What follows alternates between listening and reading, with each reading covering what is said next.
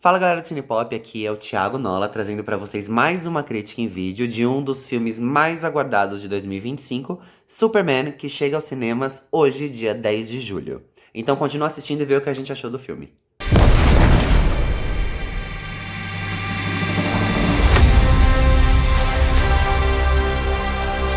Superman é um dos personagens mais icônicos da cultura pop e reconhecido mundialmente e também eternizado por inúmeros atores, tanto no cinema quanto na televisão. Nós temos, por exemplo, Christopher Reeve, que imortalizou o personagem com a melhor rendição para os cinemas, e mais recentemente Henry Cavill, que interpretou o personagem dentro do DCEU, que já foi oficialmente finalizado. Agora, nós somos convidados pelo James Gunn, o mesmo diretor de Guardiões da Galáxia e o Esquadrão Suicida, a conhecer uma nova faceta do super-herói através de David Corenswet, Sweat, que interpreta o super-herói titular e que faz um trabalho simplesmente incrível para abrir o DCU, que dá um novo início a esse icônico e expansivo universo, remodelando praticamente todos os personagens e começando com o personagem mais memorável da DC Comics e desse cosmos que todo mundo aprendeu a amar e aprendeu a adorar. O longa-metragem, ele já foge dos convencionalismos de filmes de super-heróis e ele se afasta daquela ideia de, vamos construir uma história de origem. Na verdade, o filme se começa 3 anos depois que o Superman, o Kal-El, que teve que vir para a Terra após o seu planeta simplesmente explodir e não existir mais, como um alienígena e se consagrar como o Homem de Aço, como a gente o conhece, e como o meta-humano mais poderoso do planeta Terra. Então a trama já se inicia 3 anos depois dele estar consagrado, e a primeira cena já é bastante interessante por mostrar ele perdendo a primeira batalha contra um outro poderoso meta-humano conhecido como Martelo de Borávia, que na verdade se mostra pra gente como um antagonista. E essa parte, que é arquitetada pelo James Gunn, ele fica responsável pelo roteiro e pela direção desse ambicioso projeto.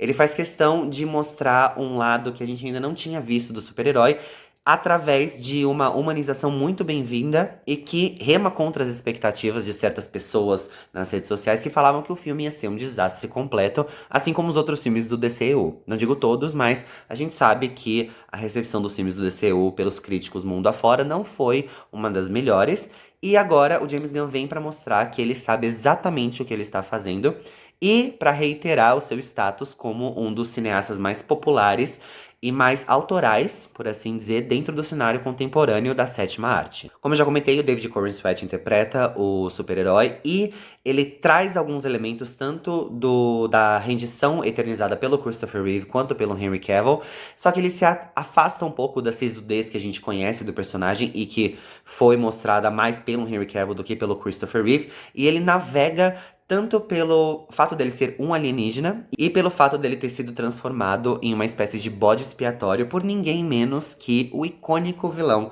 Lex Luthor, que é interpretado pelo Nicholas Hoult, que também não é nenhum estranho a esse gênero super-heróis. Ele interpretou o Fera na pré-sequência de X-Men, que foi lançado pela extinta 20th Century Fox. E o Lex Luthor, ele cria essa cortina de fumaça e transforma o Superman em um bode expiatório e no inimigo público número 1, para que ele possa alcançar tanto a destruição desse super-herói, quanto colocar as suas mãos em um território conhecido como Jarhanpur. Afinal, o Martelo de Borávia também vem desse país fictício chamado Borávia, e ele está apoiando militarmente e financeiramente esse país para poder conquistar Jarhanpur. E então ele tem todo esse double entendre, por assim dizer, e ele faz questão de se mostrar como um vilão extremamente psicótico e muito inteligente, que nos arremessa de volta para os anos 90, para aquele classicismo das adaptações de quadrinhos para os cinemas e para a televisão, é claro. E a partir daí, essa trama vai ganhando mais e mais camadas que nos enchem os olhos através de pouco mais de 2 horas e que deixam a gente em completo êxtase pela qualidade estética, narrativa e técnica de um dos projetos mais ambiciosos de 2025 e que vale muito a pena. Sem querer dar muitos spoilers, aliás, nós temos uma crítica em texto já no site que tem spoilers, então se vocês forem ler, cuidado, porque eu tive que falar bastante sobre detalhes da trama. Aqui eu não preciso fazer isso, já dei esse brevíssimo panorama geral da narrativa.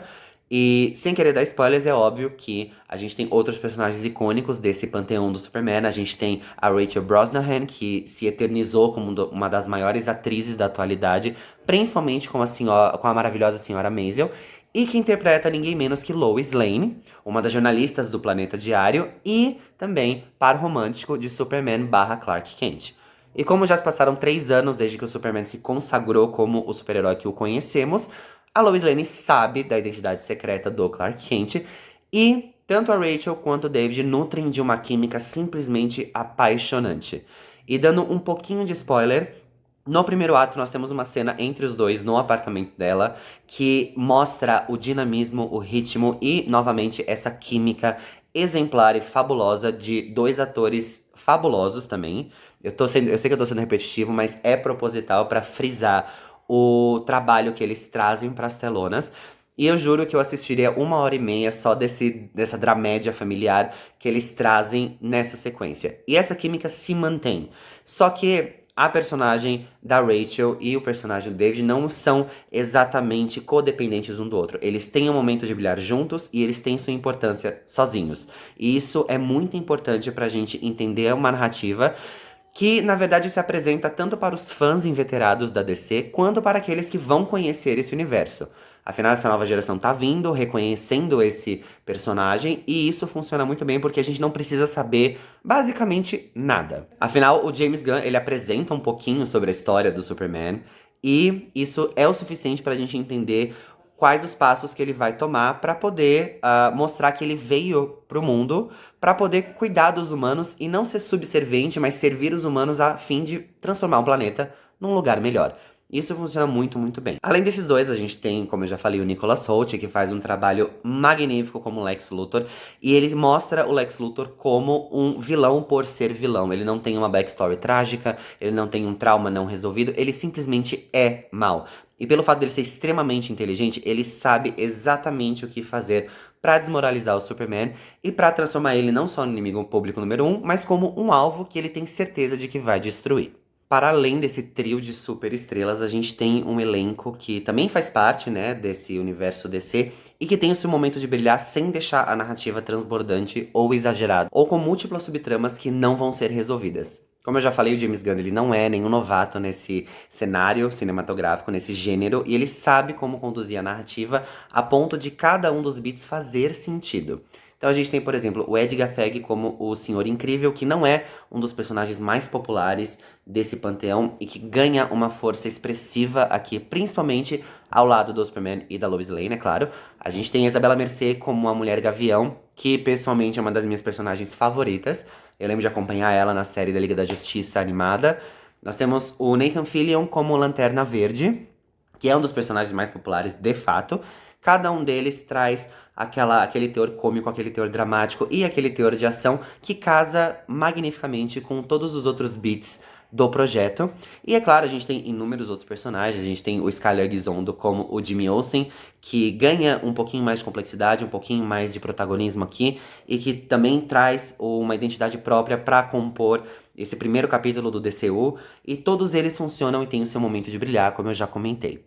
E, é claro, a cereja do bolo e a engrenagem principal, na verdade, né, o ponto-chave, a força motriz é o James Gunn, porque ele sabe que a ideia não é reinventar a roda ou trazer coisas extremamente originais, mas se manter numa zona de conforto, pelo menos para começar esse novo universo que merecia mais reconhecimento e que merece produções melhores.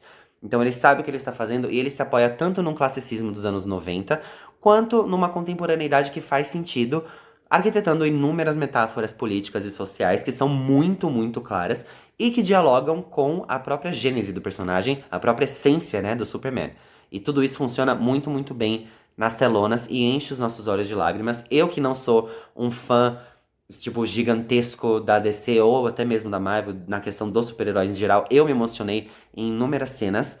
E tudo funciona em quase sua completude. A gente tem alguns diálogos que são um pouquinho crus, por assim dizer, que são um pouquinho cringe. Daí eu lembro de algumas pouquíssimas cenas, pontuais cenas, em que eu meio que revirei os olhos por causa do teor do diálogo, que ele é muito autoexplicativo e ele não precisava existir.